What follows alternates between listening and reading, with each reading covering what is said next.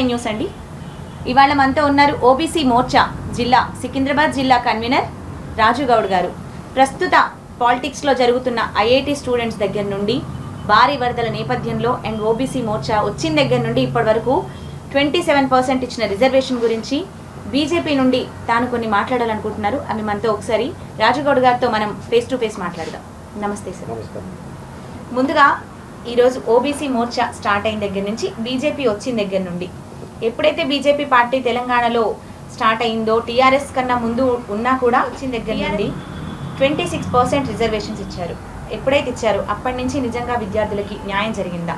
రిజర్వేషన్లు ఇచ్చినప్పటి నుండి ఇప్పటి వరకు డెఫినెట్లీ ఏదైతే ఇప్పుడు కేంద్ర ప్రభుత్వం బీజేపీ ఉందో బీసీలకు చాలా న్యాయం చేసింది. బేసిక్గా ఫస్ట్ ఆఫ్ ఆల్ చూస్తే మన నరేంద్ర మోడీ గారే బీసీ అవ్వడం మనకు చాలా గర్వకారణము.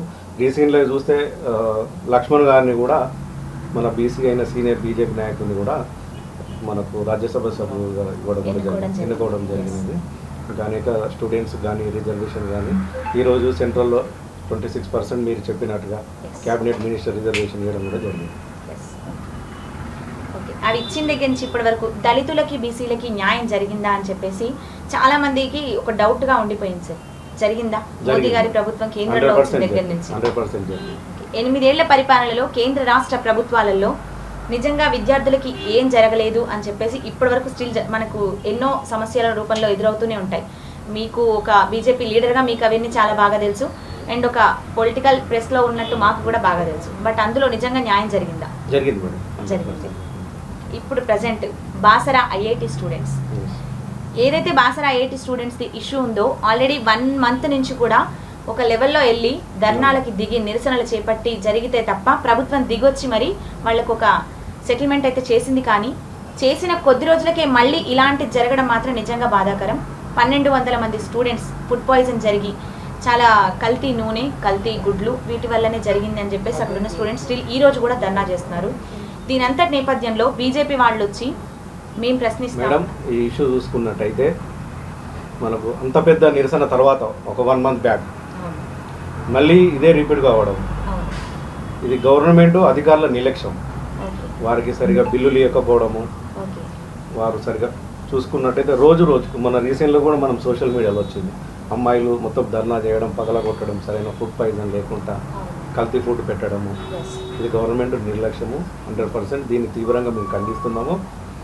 ఇక్కడ టీఆర్ఎస్ అనేది ఇప్పటికి వరకు చూసుకుంటే 18 జిల్లాల్లో కూడా ఇంతవరకు జీతాలు ఇవ్వకుండా, హాస్టల్లో కానీ రెసిడెన్షియల్ స్కూళ్ళలో కానీ సరైన భోజనం లేకుండా కలుషితము, పురుగులను అన్నం పెట్టడము, ఇలాంటి టీఆర్ఎస్ ప్రభుత్వం చేస్తున్నది. బీజేపీ వస్తే చాలా హాస్టల్లో కానీ రెసిడెన్షియల్లో కానీ మంచి ఫుడ్, ప్రోటీన్ ఫుడ్ డెఫినెట్లీగా. ఏదైతే మీరు ఇప్పుడు జీతాల గురించి అన్నారు, తెలంగాణ రాష్ట్రం నిండా అప్పుల్లో మునిగిపోయింది అనేసి కేంద్ర రాష్ట్రాలు ఏమీ హెల్ప్ చేయట్లేవు, అందుకోసం అనేసి రాష్ట్ర ప్రభుత్వం అంతా అప్పుల్లో కూరుకుపోయింది అంటున్నారు. దీనికి మీ సమాధానం? ఈరోజు 1200 విద్యార్థుల బలిదానాల తర్వాత తెచ్చుకున్న తెలంగాణ, కొట్లాడి తెచ్చుకున్న తెలంగాణ, మిగులు బడ్జెట్ ఉన్న తెలంగాణను 4 లక్షల కోట్ల అప్పుల పాలు చేసి ఇప్పుడు సుమారుగా చూసుకున్నట్టయితే ఒక్కొక్క మనిషికి ₹1,00,000 అప్పు. ₹1,00,000 అప్పు అంటే ఒక ఇంట్లో 4 ఉంటే 4 లక్షల అప్పు ఈరోజు ప్రతి ఒక్క కుటుంబం మీద పడ్డది. సో ఇప్పుడు ఈ తెలంగాణ వచ్చిన తర్వాత బాగుపడ్డది ఎవరంటే కేసీఆర్ ఫ్యామిలీ, కేటీఆర్, హరీష్ రావు, కవిత, సంతోష్. బీజేపీలో వారసత్వం లేదా? బీజేపీలో వారసత్వం లేదు మేడం, లేదు. మోదీ తర్వాత ఎవరు అనేది బీజేపీలో వాళ్ళు తప్ప వారసత్వాలు లేవు. బీజేపీలో సామాన్య కార్యకర్త కూడా మేడం కష్టపడ్డ వారికి మంచి ఫలితాలు ఉంటాయి, బాగుంటుంది బీజేపీలో ఇప్పుడు. రెండవది, ఏదైతే ఇప్పుడు తెలంగాణ కేంద్రము అన్ని నిధులు ఇవ్వాల్సిన నిధులు ఇచ్చినా కూడా ఇక్కడ తెలంగాణ ప్రభుత్వం చేసేది మాత్రం శూన్యం, ఎలాంటి డెవలప్మెంట్ లేదు. ఓన్లీ కేసీఆర్ ఫ్యామిలీ మాత్రమే అభివృద్ధి చెందుతుంది. ఎక్కడా లేని పథకాలన్నీ కూడా తెలంగాణలో ఉన్నాయి. తెలంగాణలో పథకాలకి పెట్టింది పేరు అని చెప్పేసి వేరే రాష్ట్రాలు సైతం తెలంగాణను పొగుడుతున్న రోజులు ఇవి. అంటే తెలంగాణలో ఎన్ని పథకాలు ఉన్నాయి అన్ని కూడా ప్రజలకి లబ్ధి పొందుతున్నారు అని అంటున్నారు. అది ఎంతవరకు నిజం? ఈరోజు దేశంలో చూసుకుంటే మేడం అప్పుల్లో నెంబర్ 1 తెలంగాణలో, వైన్సులలో నెంబర్ 1 తెలంగాణ, తాగుబోతులం చేయడంలో తెలంగాణ నెంబర్ 1. పథకాలు ప్రవేశపెట్టడంలో, పథకాలు లబ్ధి పొందడంలో కూడా తెలంగాణే ఫస్ట్ అంటున్నారు. అంటే కేంద్ర రాష్ట్ర ప్రభుత్వాలలో రాష్ట్ర ప్రభుత్వం పెట్టిన పథకాల వల్లే ప్రయోజనాలు పొందుతున్నారు ప్రజలందరూ అని అంటున్నారు. మరి కేంద్రం చూసుకుంటే నిధులు ఇవ్వట్లేదు, తెలంగాణలో పెట్టిన పథకాలన్నిటికీ మేము ఇవ్వడం వల్లనే రాష్ట్రంలో అప్పులు బాగా అయ్యాయని చెప్పేసి రాష్ట్ర ప్రభుత్వాలు అంటున్నాయి. ఇప్పుడు కేంద్రము ఇవ్వాల్సిన నిధులు అన్ని ఇచ్చినా కూడా తెలంగాణ ప్రభుత్వం చేసేది శూన్యం డెవలప్మెంట్. ఈరోజు తెలంగాణ ప్రభుత్వం ఏదైతే సంక్షేమ పథకాలు అన్నారో అవన్నీ ఖాళీ చెప్పడం వరకే, ఎలక్షన్ల లబ్ధి కోసము అతను అనౌన్స్ చేస్తాడు, ఒకటి కూడా అమలు చేయడు. ఈరోజు చూసుకున్నట్టయితే స్టూడెంట్కు నిరుద్యోగ భృతి కూడా మనకు ఎలక్షన్ల టైంలో అనౌన్స్ చేశాడు, ఇంతవరకు దాని ఊసే లేదు. 3 ఎకరాల భూమి లేదు, ఎస్సీ ముఖ్యమంత్రి చేస్తా అన్నాడు, అది లేదు. ఇట్లా చెప్పుకుంటూ పోతే ఎన్నో ఉన్నాయి, కానీ అతను చేసింది ఏం లేదు. ఎలక్షన్ల టైంలోనే అన్ని హామీలు ఇస్తాడు, ఎలక్షన్ల తర్వాత ఒక్కటి కూడా ఈ తెలంగాణ ప్రభుత్వం కానీ కేసీఆర్ కానీ నెరవేర్చారు. ఇప్పుడు మీరు అన్నట్టు దళితుడినే సీఎం చేస్తా అన్న కేసీఆర్ నిజంగా బీజేపీ అధికారంలోకి వస్తే ఎవరిని సీఎం చేస్తుంది? ఈ క్వశ్చన్ పార్టీ డిసైడ్ చేస్తుంది మేడం, ఎవరికి ఇవ్వాలనేది పార్టీ డిసిషన్ తీసుకుంటుంది. ఓకే, ఇప్పుడు మీరు ఏదైతే అన్నారో పార్టీ డెసిషన్ తీసుకుంటుందని, దళితుడిని సీఎం చేస్తా అన్న కేసీఆర్ దళితుడిని సీఎం చేయలేదు.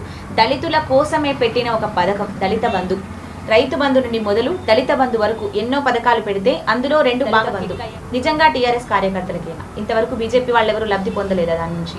బీజేపీ వాళ్ళు కాదు మేడం, సామాన్య ఒక అర్హత ఉన్న జనం కూడా ఎవరు కూడా లబ్ధి పొందలేదు. నిజమైన దళితులు కూడా లబ్ధి పొందలేదు, అర్హత ఉన్న వాళ్ళు కాదు. ఈ రోజు ఎవరికి అయితే టీఆర్ఎస్ కార్యకర్తలు ఉంటారో, ఎవరైతే అక్రమాలు చేస్తారో, ఎవరైతే దందాలు చేస్తారో, ఈ యొక్క దళిత బంధువులు కూడా డబ్బులు తీసుకొని కూడా వాళ్ళ టీఆర్ఎస్ కార్యకర్తలకు, ప్రభుత్వం టీఆర్ఎస్ కోసం చెంచాగిరి చేసే వాళ్ళకు మాత్రమే ఈరోజు దళిత బంధు అందుతున్నది.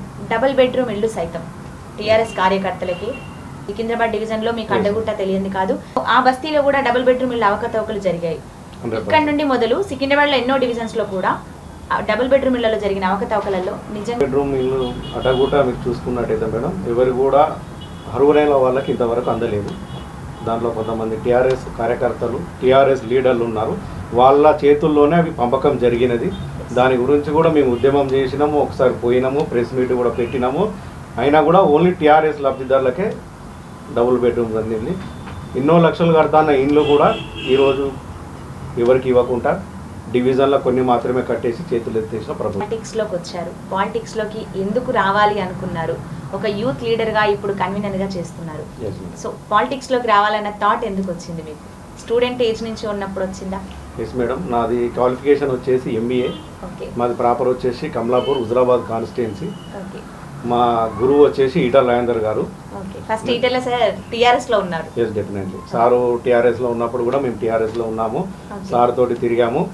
ఇక్కడికి మేము బతకడానికి వచ్చాము, సెటిల్ అయిన తర్వాత ఇక్కడ ఇంద్రలక్ష్మి వెల్ఫేర్ అసోసియేషన్ అధ్యక్షుడు కూడా ఎన్నుకున్నారు. నేను చాలా సర్వీస్ చేశాను, సోషల్ సర్వీస్ చేస్తాను, సర్వీస్ బేస్డ్ ఉంటాను. ఈరోజు నాకు అర్హత ఉంది కాబట్టి బీజేపీలో జాయిన్ అయిన తర్వాత కూడా సికింద్రాబాద్ అసెంబ్లీ ఓబీసీ కన్వీనర్ కూడా ఇచ్చారు. సో ఈటెల సార్ ఇప్పుడు బీజేపీలోకి వచ్చారు కాబట్టి మీరు బీజేపీలోకి వచ్చి అసలు ప్రజల్లోకి ఇలా రావాలి, ముందుకు వచ్చి చేయాలి పాలిటిక్స్లో ఎందుకు వచ్చింది?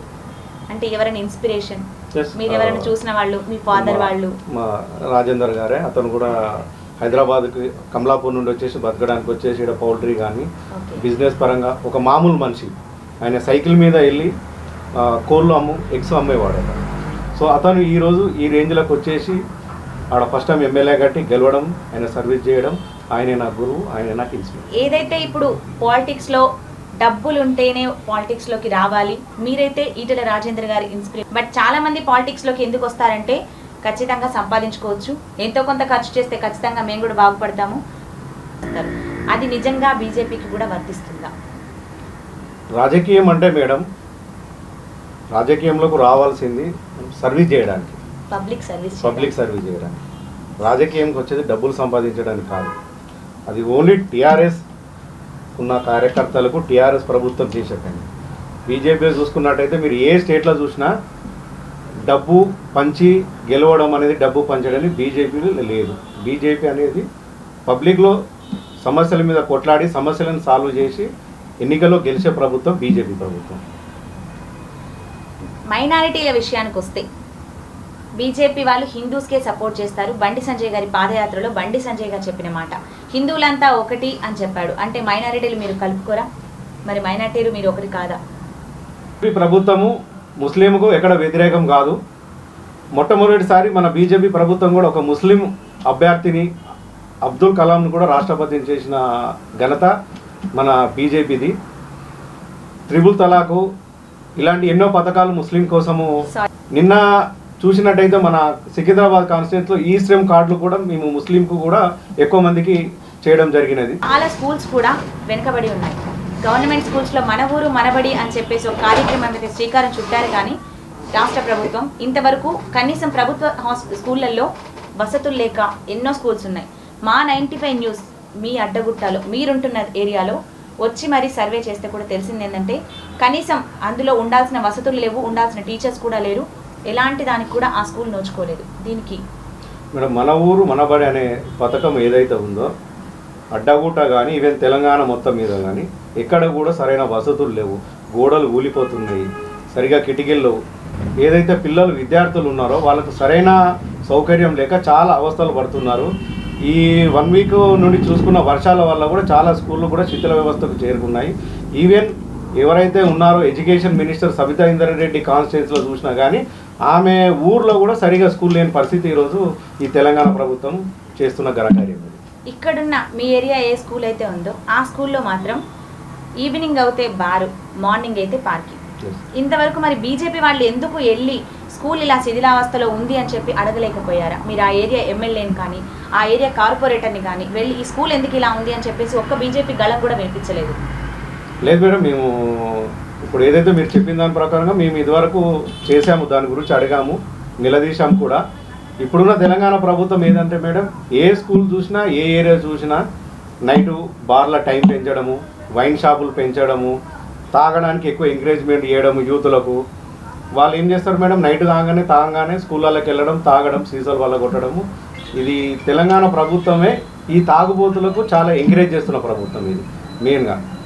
ఎన్నో వైన్సులు మేడం, ఇంతకుముందు ప్రభుత్వం ఇన్ని వైన్సులు లేవు. ఈరోజు వైన్సులు వేస్తున్నారు, అడ్డగోలుగా టెండర్లు వేస్తున్నారు, టెండర్లకు పెంచుతున్నారు, బార్లు పెంచుతున్నారు, టైమింగ్ ఇష్టానుసారంగా పెంచుతున్నారు, పబ్బులు పెంచుతున్నారు. మనం రీసెంట్గా చూసినట్టయితే ఎన్నో పబ్బులు, అత్యాచారాలు ఇవన్నీ జరిగినాయి. దాని మీద మాత్రం ఫస్ట్ బీజేపీ వాళ్ళే గలమెత్తారు. రఘునందన్ రావు గారు ఎస్ మేడం, ఒక్కరే ముందుకొచ్చి ఫైట్ చేశారు అని చెప్పొచ్చు. అమ్మాయి తరఫు నుంచి ఆధారాలతోటి సహా ప్రూఫ్ చూపెట్టాడు. ఎస్, అందులో నిజంగా టీఆర్ఎస్ పార్టీ కార్యకర్తలు ఉన్నందుకే ఒక్క టీఆర్ఎస్ వాళ్ళు కూడా ముందుకు వచ్చి మాట్లాడలేదంట. 100% టీఆర్ఎస్ సంబంధించిన వాళ్ళ పిల్లలు, వాళ్ళ కార్యకర్తలు, వాళ్ళ కొడుకులు ఉన్నారు కాబట్టి దాన్ని ఇంత బీజేపీ ప్రభుత్వం గట్టిగా కొట్లాడి బయటికి తెచ్చినా కానీ దాన్ని వీళ్ళు కన్వర్గ్ చేయడానికి టీఆర్ఎస్ ప్రభుత్వం వాళ్ళ అధికార అండదండతోటి చేస్తున్న ప్రయత్నం ఇది. అనుకున్నట్టే ప్రజలందరికీ ఒక డౌట్ సార్, ఏంటంటే ఇలాంటి కేసులన్నీ వస్తాయి, కాసేపు చూపిస్తారు, ఒక 10 days వాటి వెనుక పరిగెడతారు, ఆ తర్వాత మళ్ళీ ఎలాంటి న్యాయం కూడా జరగదు అని అంటారు. నిజంగా ఇందులో బాధితురాలకి న్యాయం జరిగిందా? రఘునందన్ రావు గారు ఆ అమ్మాయి తరఫు నుంచి ఎంతో ఫైట్ చేశారు, అందులో నిజంగా న్యాయం జరిగిందా? మేడం, రఘునందన్ రావు గారు చేశారు, తర్వాత బండి సంజయ్ గారు చేశారు, మా బీజేపీ మొత్తం చాలా చేసాము, అందరూ సందర్శించారు. దానికి సంబంధించి కూడా ఒక 1 week 10 days మేము డిఫరెంట్ యాక్టివిటీ చేశాము, ధర్నాలు చేశాము. కానీ ప్రభుత్వము ఇంతవరకు ఆ కేసును ఎట్లా తప్పుతో పట్టించడానికి మాత్రమే ప్రయత్నం చేస్తున్నది. తెలంగాణ వచ్చిన దగ్గర నుండి 8 ఏళ్ల పరిపాలనలో అమ్మాయిలకి షీ టీమ్స్ అని చెప్పేసి ఆడవాళ్ళ కోసం ప్రత్యేకంగా తీసుకొచ్చిన షీ టీమ్స్ అనేసి ఒక బృందం తీసుకొచ్చారు. బట్ అది వచ్చినా కూడా ఎన్ని పెట్టినా కూడా ఆడవాళ్ళ మీద జరగాల్సిన అత్యాచారాలు చిన్న పిల్లల దగ్గర నుంచి పెద్దవాళ్ళ వరకు జరుగుతూనే ఉన్నాయి. వీటన్నిటికీ ఇంకెలాంటివి తీసుకుంటే బాగుంటుంది? బీజేపీ వచ్చాక ఫస్ట్ ఉమెన్స్ గురించి కానీ కిడ్స్ గురించి కానీ ఎలాంటి బాధ్యత తీసుకుంటారు బీజేపీ పార్టీ తరఫు నుంచి? మేడం, బీజేపీ చూసుకున్నట్టయితే ఎగ్జాంపుల్ మనకు యూపీలో, ఉత్తరప్రదేశ్లో చూస్తే అమ్మాయిల ముఖం చూడాలి ఇట్లా యోగి ప్రభుత్వం అంటే గజగజలాడతారు. సో అలాంటి బీజేపీ ప్రభుత్వం ఏ స్టేట్లో అయినా కూడా అమ్మాయిలకు ఎవరికైతే వాళ్ళకు చాలా సెక్యూరిటీ ప్రొవైడ్ చేస్తుంది. టీఆర్ఎస్ ప్రభుత్వంలో తాగుబోతులను చేయడము, మద్యానికి అలవాటు చేయడం వల్ల ఇలాంటి అరాచకాలు జరగడానికి కారణం మెయిన్ వైన్స్, మద్యం.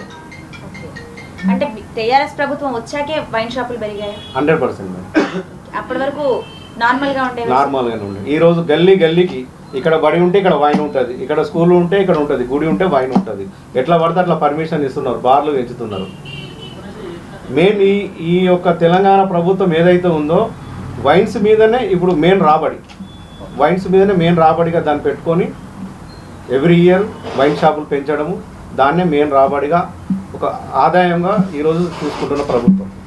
8 ఏళ్ల నుంచి ఇప్పటి వరకు నిరుద్యోగం తెలంగాణ వచ్చిందే అందుకు కొట్లాడి తెచ్చుకున్న తెలంగాణలో ఖచ్చితంగా నిరుద్యోగులకి ఎంతో కొంత ఉపశమనం కలిగి ఖచ్చితంగా ఉద్యోగాలు వేస్తాడన్న ఒక ఇదిలో ఉండే 1,90,000 ఉద్యోగాలు ఉంటే అందులో 90,000 మాత్రమే భర్తీ చేసి అందులో కూడా 50,000 పోస్టులు ఫస్ట్ పోలీస్ వాళ్ళకి ఎందుకు ఇస్తారు? ఎవ్రీ టైం ఏ గవర్నమెంట్ వచ్చినా ఎందుకు పోలీస్ వాళ్ళకే ఫస్ట్ గవర్నమెంట్ ఇస్తుంది? రిక్రూట్మెంట్ చేసుకునేదే పోలీస్ వాళ్ళని చేసుకుంటుంది. మిగతా శాఖలలో రిక్రూట్మెంట్స్ ఉండవా? ఉండి కూడా చేసుకోలేకపోతారా? రిక్రూట్మెంట్ ఉంటాయి మేడం. 1,200 మంది విద్యార్థుల బలిదానాలతో తెచ్చుకున్న తెలంగాణలో ఏదైతే ఇప్పుడు కేసీఆర్ ప్రభుత్వం ఉందో విద్యార్థులకు చేసింది శూన్యం. ఎలక్షన్లు వచ్చినప్పుడు మాత్రమే జాబ్ నోటిఫికేషన్లు వేస్తాడు. దాని తర్వాత రిక్రూట్మెంట్ ఉండదు, వాళ్ళు జాబ్ ఎక్కరు. ఓన్లీ రిక్రూట్మెంట్ ఇవ్వడము, నోటిఫికేషన్ ఇవ్వడము, కాలం జాప్యం చేయడం, మళ్ళీ ఎలక్షన్ రాగానే మళ్ళీ నోటిఫికేషన్ ఇవ్వడము, ఇదే ఆయన. ఇంకొంచెం గట్టిగా చెప్పండి సార్, అది ఇంకా బాగుంటుంది మీరు చెప్పిన టాపిక్. విద్యార్థులకు 1,200 మంది విద్యార్థులతోటి బలిదానాలతోటి తెచ్చుకున్న తెలంగాణ విద్యార్థులకు చేసింది కేసీఆర్ ప్రభుత్వం శూన్యం. ఎప్పుడైతే ఎలక్షన్లు వస్తాయో ఎలక్షన్ల టైంలో మాత్రమే నోటిఫికేషన్ వేయడము, దాన్ని మళ్ళీ కాలం కలపడము, వాళ్ళకు తర్వాత జాబ్ ఎక్కడం ఉండేది. మళ్ళీ ఎలక్షన్లు వచ్చేదాకా దాన్ని పొడిగిస్తూ ఉంటాడు, మళ్ళీ ఎలక్షన్ రాగానే నోటిఫికేషన్ వేస్తూ ఉంటాడు. ఇలా ఇప్పటికి మనం చూసాం 2 టర్ములు, అంటే దగ్గర 8 సంవత్సరాలలో ఆయన రిక్రూట్ చేసింది పెద్దగా ఏం లేదు. చాలామంది విద్యార్థులు ఇప్పుడు రోడ్డు మీద పడి తిరుగుతున్నారు, ఎలాంటి జాబ్ లేకుండా చూస్తున్నారు, చాలా క్రిటికల్ పొజిషన్లో ఉన్నారు. నిరుద్యోగ భృతి అన్నాడు, ఇంతవరకు నిరుద్యోగ భృతి కూడా లేదు. బీజేపీ వస్తే ఖచ్చితంగా నిరుద్యోగులకి మంచి జరుగుతుందా? నిరుద్యోగులకి తగినంత ఉపాధి దొరుకుతుందా? బీజేపీ ప్రభుత్వం వస్తే డెఫినెట్ మేడం 100% దొరుకుతుంది. బీజేపీ మేము కాన్సన్ట్రేషన్ చేసేది విద్య, వైద్యం, ఉపాధి. ఈ దీని మీదనే బీజేపీ ప్రభుత్వం ఎక్కువ ఫోకస్ ఉంటుంది, చాలా అభివృద్ధి ఉంటుంది. మరి తెలంగాణ తెచ్చుకున్నప్పుడు కొట్లాడి తెచ్చుకున్న తెలంగాణలో నీళ్లు, నిధులు, నియామకాలు అన్నది జరగలేదా? నీళ్లు, నిధులు, నియామకాలు జరిగినాయి మేడం. ఓన్లీ కేసీఆర్ ఫ్యామిలీకే జరిగినాయి.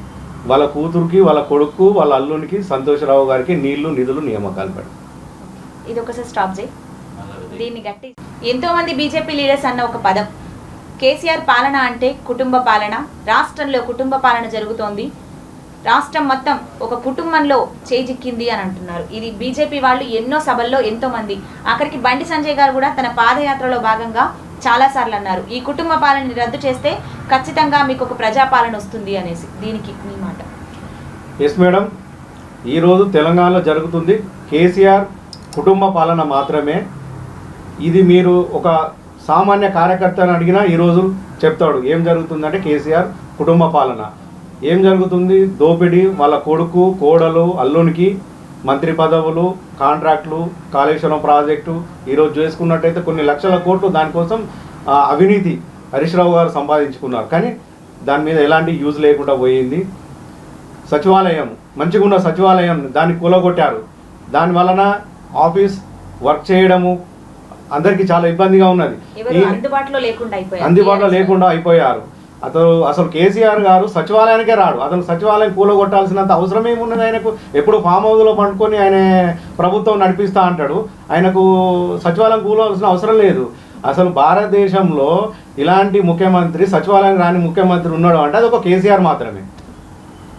యాదాద్రి వరకు వచ్చేసరికి యాదాద్రిని ఎంతో అభివృద్ధి చేసి దాన్ని కొత్తగా ఒక కట్టడం లాగా నిర్మించి దాన్ని చాలా గొప్పగా అయితే ప్రజలకు చూపించాడు. ఇప్పుడు వచ్చిన భారీ వర్షాల నేపథ్యంలో యాదాద్రిలో జరుగుతుంది, ఒక బీజేపీ వాళ్ళకి బాగా తెలుసు, ఇప్పుడు రీసెంట్గా కాంగ్రెస్ వాళ్ళు కూడా వెళ్ళారు. సో అందులో మీకు తెలిసింది మేడం, ఈ యాదాద్రి డెవలప్మెంట్ అని ఆయన ఏదైతే చేశారో మనకు లాస్ట్ ఒక 1.5-2 months సమ్మర్లో కూడా లైట్గా వచ్చిన వర్షానికే రోడ్లంతా కుంగిపోయి చాలా ఇబ్బంది అయింది. అది డెవలప్మెంట్ చేసింది ఓన్లీ కాంట్రాక్ట్ల కోసం మాత్రమే, నాణ్యత లేని వర్క్ తోటి దాన్ని కట్టడం జరిగినది. ఈరోజు యాదాద్రి ఏదైతే అభివృద్ధి చేస్తానో సగం వర్క్ చేశాడు, ఇంకా చాలా పనులు ఉన్నాయి, అది చాలా పెండింగ్లో ఉన్నాయి. ఉన్న యాదాద్రి కూడా బాగుంటుండే. ఆయన మొత్తం కాంట్రాక్ట్లను అభివృద్ధి చేయడం కోసమే ఇలాంటి కూలగొట్టడము చేయడం జరుగుతున్నది. ఫైనల్గా సార్, బీజేపీ రీసెంట్గా పెట్టిన బహిరంగ సభ ఏదైతే ఉందో అది ప్రజలకి ఏం చెప్పాలనుకొని మోదీ గారు హైదరాబాద్ వరకు వచ్చి ఒక బహిరంగ సభ నిర్మించారు. దానికి దాదాపు 10 లక్షల మంది పైగా, అదే రోజు మీరంటే మీరు అంటూ పోటాపోటీగా చేసుకున్న ఒక ర్యాలీ 10,000 బైకులతో నక్లెస్ రోడ్ వరకు వచ్చి ఎంపీలు ఎమ్మెల్యేలతో టీఆర్ఎస్ కార్యకర్తలు సైతం చేశారు. సో ఈ రెండు పోటాపోటీగా జరగడంలో ప్రజలకి ఏం మీరు చెప్పారు? అంటే బీజేపీ వాళ్ళు కానీ టీఆర్ఎస్ వాళ్ళు కానీ ఏం చెప్పారు? మనం ఏదైతే బీజేపీ జాతీయ కార్యవర్గ సమావేశాలు 20 సంవత్సరాల తర్వాత మన హైదరాబాద్లో నిర్మించడం జరిగినది. దానికి పోటాపోటీగా ఈయన ఎవరైతే రాష్ట్రపతి అభ్యర్థిగా మిత్రపక్షాలు నిలబెట్టారో సిన్హా గారిని తీసుకొచ్చేసి అతను గెలవడం తెలిసి ఇక్కడ హంగామా చేసి బైక్ ర్యాలీ పెట్టేసి వృధా ఖర్చు ఈ ఆయన కోసము ఈ ఫ్లెక్సీలు వేయడము, ఫ్లెక్సీలు బీజేపీ ఫ్లెక్సీలు తీసేయడము, అన్నీ బుక్ చేసుకోవడం, దగ్గర ప్రభుత్వ ఆస్తులు 30 కోట్ల రూపాయలు వృధా ఖర్చు పెట్టేసి తెలంగాణ ప్రజల పైసల ఖర్చు, ఆయన సొంత డబ్బులు కాదు, ఆయన తెలంగాణ ప్రజల పైస 30 కోట్ల రూపాయల ఆస్తులు ఖర్చు పెట్టేసి ప్రజా ఉదా చేసిండు. అదే సభలో ఎన్నో రకాలుగా ఎన్నో విధంగా పోలీసులను అడ్డం పెట్టుకొని సభ ఫెయిల్ చేద్దామని చూశారు. కానీ ప్రజలు స్వచ్ఛందంగా తరలి వచ్చి మేము అనుకున్న దానికన్నా ఎక్కువ 10 లక్షలు మేము టార్గెట్ పెట్టుకుంటే 10 లక్షల కన్నా ఎక్కువ వర్షంలో మంచి ధూమ్ధామ్గా బ్యాండ్లతోటి తెలంగాణలో ఉన్న మూలల ప్రతి గ్రామం నుండి వచ్చేసి విజయవంతం చేయడం జరిగింది. మోడీ గారు కూడా ఎక్కడ కానీ టీఆర్ఎస్ ప్రభుత్వాన్ని కానీ కేసీఆర్ కానీ విమర్శించలేదు. ఆయన ఏదైతే చేసిన సంక్షేమ పథకాలు, బీజేపీ ఏం చేస్తున్నది, కేంద్ర ప్రభుత్వం ఏం చేస్తుంది అనే దాని మీదనే మాట్లాడడం జరిగినది. ఆయన హుందాతనాన్ని కాపాడుకున్నారు. బాగా సక్సెస్ అయిన ప్రోగ్రాం. ఈటెల గారు హుజూరాబాద్లో వ్యక్తిగతంగా తానేంటో నిరూపించుకోవడానికి టీఆర్ఎస్ నుంచి బయటకు వస్తే కూడా బీజేపీ నుంచి తాను ఏకగ్రీవంగా ఎన్నికయ్యారు.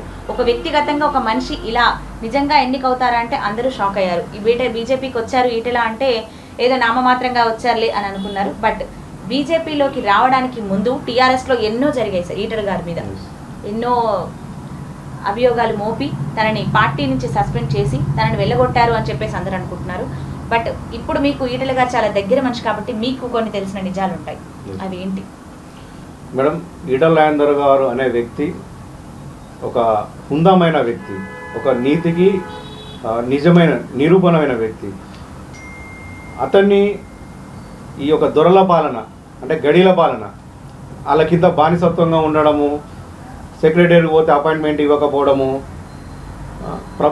ప్రజల కోసం మాట్లాడితే అతన్ని దూరం పక్కన పెట్టడము, ఏదో భూమి జాగా అయినా ఫ్రీగా కొన్నాడని లేనిపోని నిందలేసేసి అతన్ని ఈరోజు టీఆర్ఎస్ ప్రభుత్వము అవినీతి పరుగా చూపెడదామని చూసింది, అని కాలేదు. కానీ అతను ఏదో పబ్లిక్ తెలుసు, అతను ఎప్పుడు నీతిపరుడు. అయినా కూడా అతన్ని వచ్చారు హుజరాబాద్లో, అతనికి మద్దతు చూసుకున్నారు. కేసీఆర్ వర్సెస్ అక్కడ ఈటెల రాజేందరే, అక్కడ వేరే ఎవరు అభ్యర్థి కాదు, అక్కడ గెల్లు సీను ఈటెల రాజేందర్ కాదు, అక్కడ కేసీఆర్ వర్సెస్ ఈటెల. అక్కడ వచ్చాడు, ఏదో ఎలక్షన్ల కోసం దళిత బంధు అని పెట్టాడు. ఇప్పటి వరకు కూడా ఇంతవరకు రాలేదు. ఎవరికో ఊర్లో 1-2 ఇస్తున్నారు, అది కూడా టీఆర్ఎస్ కార్యకర్తలకు మాత్రమే ఇస్తున్నారు. వేల కోట్లు ఖర్చు పెట్టేసి కూడా నీతి రూపాయి పంచకుండా మా ఈటెల రాజేందర్ గారు అక్కడ భారీ మెజార్టీతోటి గెలిపించరు. అది కేసీఆర్కి ఆల్రెడీ చెంపపెట్టు. ఇంకా రాబోయే ఎలక్షన్లో కూడా అది జరిగేది. ప్రజలు ఆల్రెడీ విసిగించుకుంటున్న ఈ యొక్క తెలంగాణ ప్రభుత్వాన్ని బీజేపీ ప్రభుత్వం రావడం ఖాయం.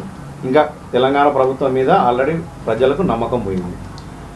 నెక్స్ట్ బీజేపీ అధికారంలోకి వస్తే తెలంగాణలో సీఎం ఈటెల గారేనా? అది పార్టీ అధిష్టానము డిసిషన్ తీసుకుంటుంది మేడం. పార్టీ అధిష్టానం ఎలా ఉంటే అది అలాగే.